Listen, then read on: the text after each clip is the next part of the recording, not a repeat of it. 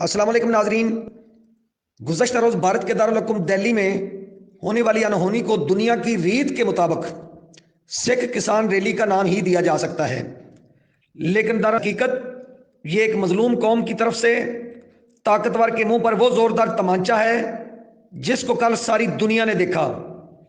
यह इंसानी तारीख की सबसे बड़ी और मुनफरिद ट्रैक्टर रैली थी जिसने मोदी की फरौनियत को ऐन उस वक्त कुचल कर रख दिया जब दिल्ली में भारत का यौम जमहूरिया मनाया जा रहा था, जिसका मरकज मुगल बादशाह का तमीर करदा वो लाल किला था जो सदियों से जह जलाल के साथ आज भी मौजूद है।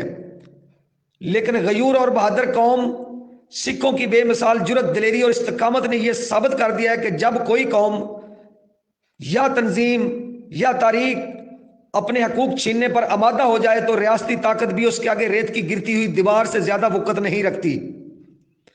गुज़श्ता रोज 26 जनवरी का दिन कई हवालों से अहम और यादगार था। ये वो लम्हात थे जब पूरा भारत और खासकर उसका दरुल खिलाफा दिल्ली सिख मुजाहिरीन के पुरअज़म कदमों के सामने कांप रहा था। सरकारी इदारों के तमाम मुरवजा हथियार यानी आंसू गैस, शेल, रबड़ की गोलियां, वाटर कैनन और सिख मुजाहिरीन के नंगे सरों पर बरसने वाली लाठियां, ये सब कुछ बेसूद और बेअसर नजर आता था।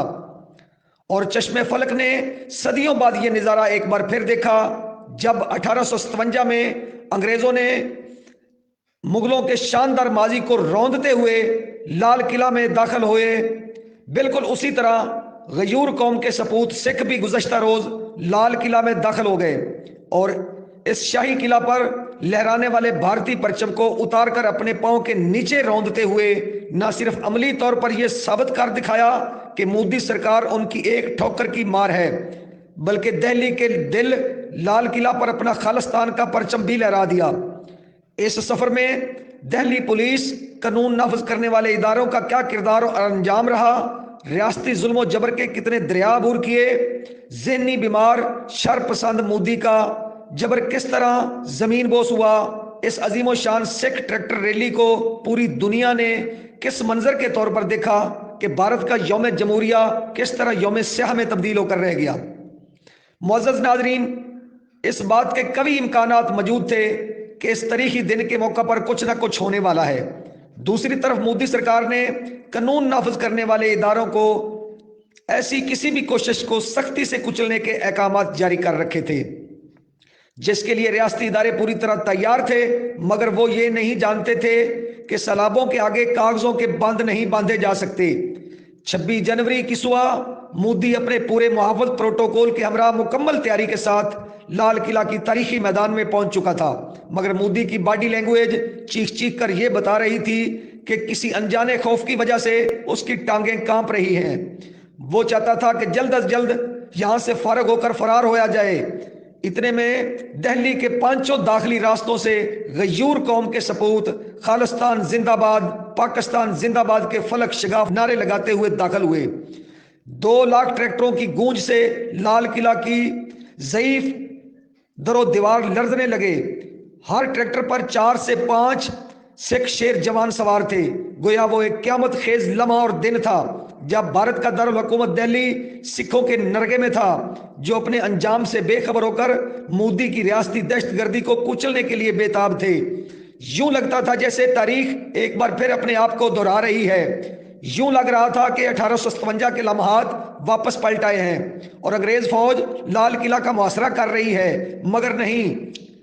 इस दिन इस किला में कोई बहादुर शाह जफर नहीं बल्कि नरेंद्र मोदी का इक़्तिदार था जो अचकोले खा रहा था। मोदी और उसके हिफाजती दस्ते का खून रगों में मुंजमद हो रहा था, जबकि सिखों की अवामी ताकत हर लिहाज से अपने आप को मनवा रही थी।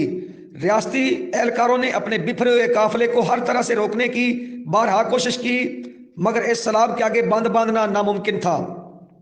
वाटर कैनन का इस्तेमाल, आंसू गैस, शेल, रबड़ की गोलियां और शदीद लाठी चार्ज, ये सब कुछ बेअसर और बेसूद था। हिंदुस्तान का बादशाह नरेंद्र मोदी मैदान जंग से फरार हो चुका था। रियासती इदारों और सिख मुजाहिरीन के दरमियान दस्त बदस्त जंग जारी रही। लाठियां टूट रही थी, सरों से खून के फुहारे फूट रहे थे। ऐसे में चंद सरफरोशों ने आगे बढ़कर माजी के बादशाह शाहजहां और दिल्ली की अजमत के निशान लाल किला से भारतीय परचम उतारकर अपने पांव तले रोन दिया और उसकी जगह लाल किला पर खालिस्तान का परचम लहरा दिया। रियासती फोर्स अपनी जानें बचाने के लिए दीवानावार भाग रही थी। अस्पतालों में इमरजेंसी नाफज हो चुकी थी। जख्मियों की तिब्बी इमदाद के लिए वहां लाया जा रहा था। भारतीय सरकार अपनी ही अवाम के सामने बेबस और पसपाई का शिकार थी। सिख कौम अपने आप को मनवा चुके थे और मोदी सरकार मिन्नत समाजत पर उतर आई थी। लेकिन सलाम करना पड़ता है सिख कौम के अज़म और उनकी क़यादत को, जिन्होंने इस मौका पर भी शाइस्तगी का दामन को हाथ से ना छोड़ा। बिलाखिर अपनी क़यादत के हुक्म पर तमाम मुजाहिरीन सिख सूरमे अपने अपने कैंपों की तरफ वापस पलट गए। नाजरीन, ये वो एहतजाज सिर्फ दिल्ली तक ही महदूद नहीं था, बल्कि सारी दुनिया में जहां जहां सिख कौम रैश पजीर है, सब अपनी अपनी जगह रहते हुए भी इस एहतजाज में शरीक थे। इतलात के मुताबिक इटली में भी भारतीय सफारतखाने पर लगे भारतीय परचम को उतारकर वहां पर भी खालिस्तान का परचम लहराया गया। जबकि अब भी भारत के मुतअद्दिद शहरों में सूरत हाल कुशीदा और खौफनाक है, जिसकी वजह से कर्फ्यू का समा है।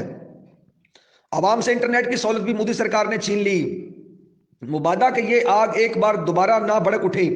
दर हकीकत 1948 में सिखों की तहरीक आज़ादी को जिस तरह ताकत के जरिए कुचला गया, वो आग आज भी सिख कौम के दिलों में भड़क रही है। इस जज्बे ने गुज़श्ता रोज मोदी सरकार की रियासती दहशतगर्दी को कुचल कर रख दिया। दुनिया जानती है कि गुज़श्ता साल मोदी सरकार ने अकलीतों को कुचलने के लिए नफरत के जो बीज बोए हैं, अब उसके सम्राट सामने आने लगे हैं। लेकिन जो इस एहतजाज का खौफनाक पहलू है वो ये है कि दीगर अकलीतें भी सिख बरादरी के एहतजाज का तर्ज इख्तियार कर सकती हैं। इस वक्त कश्मीर मोदी के गले की हड्डी बना हुआ है, जहां पर मोदी ने रियासती दहशतगर्दी के जरिए तरीक का बदतरीन कर्फ्यू नाफज करके चंगेज खां और हलाकू खां जैसे किरदारों को भी शर्मिंदा किया है।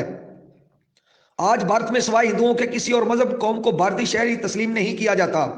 भारत में इस वक्त सिखों की तादाद 7 करोड़ के लगभग है, जिन्होंने अपने जवान जज्बों की ताकत से भारतीय रियासत की सांसें रोक रखी हैं।